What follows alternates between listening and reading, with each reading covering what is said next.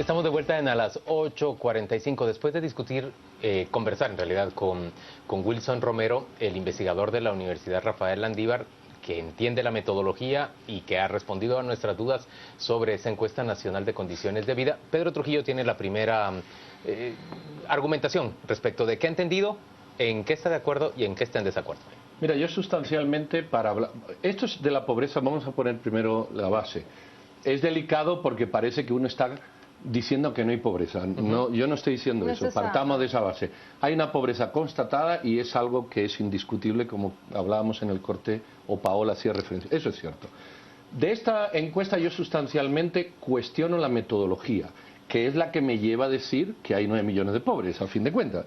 Con otra metodología yo puedo decir que solo hay 6 millones de pobres, o 5, que ya son suficientes para hablar de eso en cualquier otro día. Porque lo que tú decís es que la metodología hace que por unos centavos, correcto, las personas puedan cambiar de pobres a estadísticamente no pobres, digamos. Correcto. Te pongo el ejemplo, él habla de los quintiles. El informe presenta 5 quintiles. Los que más le han afectado al consumo no han sido a los pobres. Por ejemplo, el quintil 1 más pobre, 0%, no le ha afectado. El quintil 2, solo 2%. Pero está el quintil 3, que es esa clase media o esas personas que aspiran a una clase media, que han pasado de 9.700 que sale a 8.500. Y al haber pasado de 9 a 8, se han caído por debajo de los 10 que han puesto.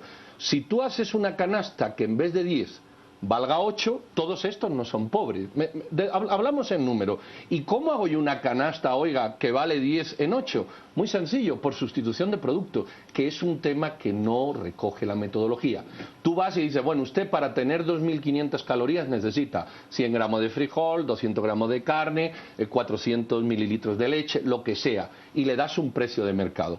Lo que no te hace la metodología es que un pobre, cuando no tiene los 2 centavos para comer los frijoles, agarra un producto sustitutivo más barato de los dos que posiblemente le aporte la misma cantidad calórica. ¿Me explico? Y obviamente consigue una canasta más barata. Como tú no sabes qué come la gente, porque la metodología no es cualitativa, sino que es cuantitativa, ¿usted consume leche? No, está mal. Pero si yo me siento con usted y veo que durante el día consume alimento sustitutivo, posiblemente esto daría otro resultado. Ese es mi punto, nada más. Yo entiendo tu punto, pero creo que funciona a la inversa.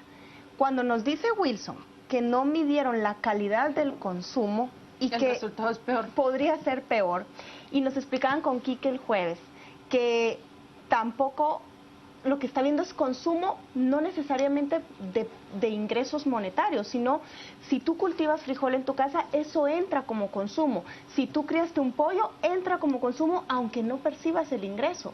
Si se hiciera una medición del ingreso real de los guatemaltecos, nos explicaban, la cantidad de pobres sería aún mayor. Y es válido cuestionar la metodología, sobre todo porque en el 2011 el INE hizo un ejercicio que yo considero que es desastroso, que no lo pueden comparar con el de ahora, porque no quedó constancia de la metodología, no saben cómo lo midieron, pero aún así lo que nos está reflejando esto, un poco más, un poco menos, es la masa de pobreza que hay en el país. Pero a lo mejor si no es 60%, tal vez puede ser 65%. A lo mejor vamos muy mal, 70%. Pero vamos avanzando, no lo sé. O si son 50%, no lo sé. 50% ya es razón suficiente para que nos pongamos... Entiendo el punto de Pedro, pero honestamente siento que eso es más bien cosmético o accesorio. ¿En qué sentido? Es que... Porque sean 9 o sean 6 millones. O sea, lo que queda bien claro aquí es que como sociedad y como modelo económico y político estamos fracasando. Esa es la verdad. Porque ¿cuál es la obligación de una sociedad responsable?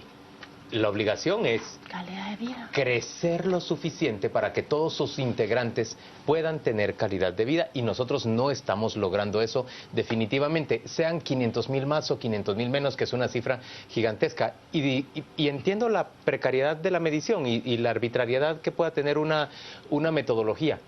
Pero Pedro, cuando contrastas esta información que acabamos de obtener con la información que nos dice que por lo menos 8 municipios guatemaltecos tienen un índice de desnutrición tan alto como el de los peores municipios africanos o los peores distritos africanos, cuando estudiamos el caso de que 1 de cada 2 niños que nace en este país no logra desarrollar apropiadamente sus facultades mentales, su cerebro, porque careció de los elementos nutricionales apropiados.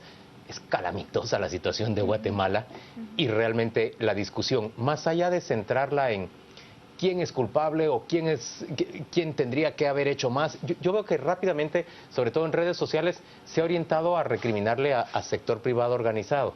Otros se han orientado a recriminarle al Estado y a los políticos. Yo la verdad es que creo que aquí deberíamos desarrollar una discusión bastante menos, voy a decir, de partidista o de bando ideológico o de posicionamiento social, y en realidad deberíamos tratar de entender qué fregados hacemos para que en 20 años este país cambie. Eso es cierto. Que se puede lograr. Pero por tenemos eso ejemplos de países que lo han logrado. Pero yo lo que rechazo es la palabra fracaso. Sí estamos mal, estoy de acuerdo, pero si aceptan los datos es un... No. ¿Por qué no es un fracaso? Te voy a contar por qué. Por ejemplo, en el índice de desarrollo humano, Guatemala en el 2013 tiene 0,60 y en el 2005, porque no hay 0,50. ¿Vamos mejor? Vamos muy despacio, de acuerdo. ¿Hemos fracasado por no haberlo hecho a la velocidad deseada? De acuerdo. ¿El crecimiento es insuficiente para que esto en 10 años se arregle? De acuerdo. Pero no estamos fracasando, lo que estamos es avanzando demasiado lento. Ese es mi punto sustancial. Porque tú la metodología, si en vez de 9 millones cambias la metodología y pasas a 6... Pues chica, son muchísimos, es un desastre. A mí me parece, eso de acuerdo. A mí me parece claramente una forma de fracaso esa lentitud. Si lo queremos ver así. Creo que también es especial desde la forma en que lo presentaron ellos. ¿Recuerdan ustedes el mapa que colocan durante la conferencia y cómo se va ubicando la pobreza en diferentes lugares? Muy interesante la pregunta de Juan Luis, donde dice, pero cuando uno viaja al interior, uno puede observar que la economía parece dinámica. Él lo dijo, hay una gran paradoja acá. En promedio crecemos en nuestra economía 3.5, 3.8 en los mejores años, y luego descubrimos, ahí está el mapa que han mostrado con los puntos más críticos, y creo que hay que hablar más bien de una geografía de la pobreza, y él lo dijo muy bien. En unos lugares no se podría hablar de tal fracaso, pero en otros lugares evidentemente sí se puede hablar de modelos completamente fracasados. Creo más bien en que este es un indicador que nos está diciendo 9.4 millones de pobres, pueden ser 6.5 millones de pobres, pero en todo caso hay fracasos en lugares estratégicos. Segundo, a mí me llama la atención cuando habla él de metodologías que son más integrales e ir a hablar de esa calidad de vida. Por ejemplo, cómo se atraviesa la línea entre una pobreza extrema y una pobreza general, pero también evaluar cualitativamente qué acceso tienen esas familias a educación, acceso a los servicios básicos como transporte, agua, electricidad. En este país aún hay un número muy reducido de personas que no tienen electricidad. Y lo dijo claramente Wilson, estamos acá en la ciudad, pero si te trasladas hacia Chinautla, la realidad es completamente distinta. Entonces creo que hay que hablar de geografías en donde todavía, en donde sí califica decir está completamente fracasado. Pero ninguna te puntea lo suficientemente bien como para que digas que funcionó la política social.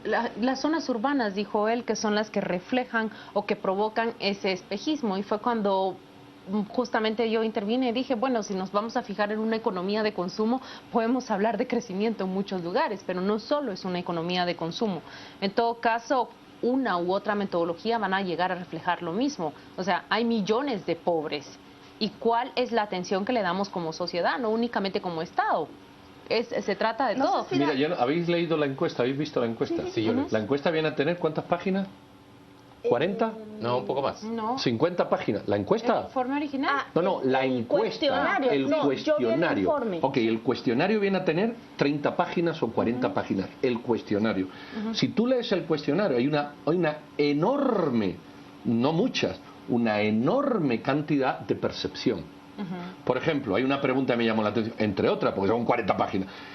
¿Usted cree que se considera que vive mejor o peor que el año pasado? Claro, son como las encuestas de victimización. Correcto. Sí, la percepción. Ese es mi punto. Mi punto es que estas encuestas, Juan Luis decía, no sé si en cámara o fuera de cámara, se puede desligar este tema de una lucha ideológica y afrontarla como un tema de debate serio. Claro, y la pregunta es la guinda del pastel.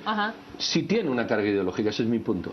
Ese es mi punto. Mi punto es que esto no está planteado como Juan Luis apuntaba, que yo lo comparto. Esto está planteado ideológicamente.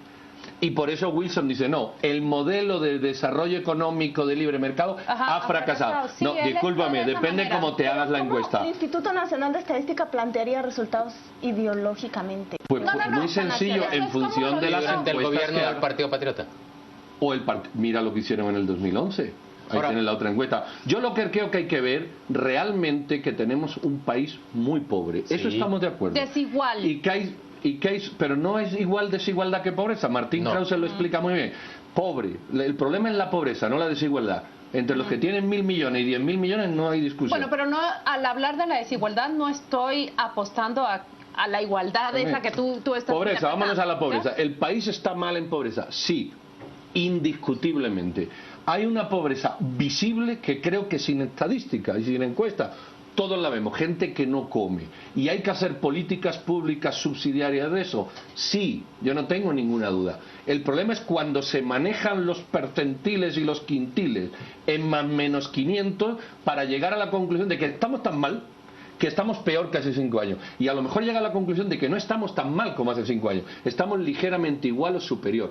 Y no ha sido un fracaso, ese era mi punto. Sí estamos mal, sí lo hacemos mal. Pero hacerlo de una manera tan lenta. Pero hacerlo de una manera tan lenta sacrifica vidas de muchas personas. De acuerdo, y la sociedad tiene que ponerse una meta mayor. Y es peor aún, en eso de acuerdo. Nos fijamos y no se ven las políticas públicas que realmente pretendan transformar esa realidad. Desde la partida de que en los últimos 2 gobiernos ha habido una política social que se ha acuñado principalmente en programas sociales para que esos extremadamente pobres no se mueran de hambre y suban su calidad de vida, y lo que nos está mostrando es que aumentaron casi en 10% la cantidad de gente que vive en condiciones de subsistencia y sobrevivencia.